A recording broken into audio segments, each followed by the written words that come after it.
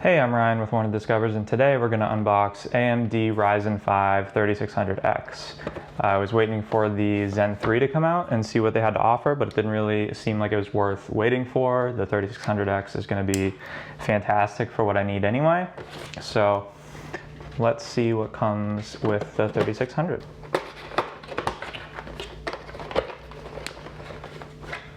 So we got right on top the installation instructions. Right here.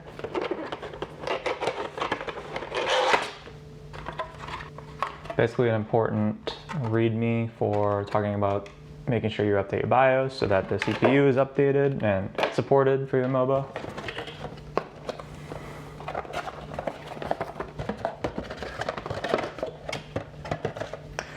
Then we have the processor right here, Ryzen 5 3600X. Comes with a little sticker you can throw on anywhere you want. Nice and shiny. You can see it from the outside of the box here. And right in this box, I assume, is the cooler, or heatsink, I should say. So we got the heatsink right here, traditional AMD, and that's pretty much about it. If you looked this up and were wondering what came in the box, then I hope this helps. Thanks.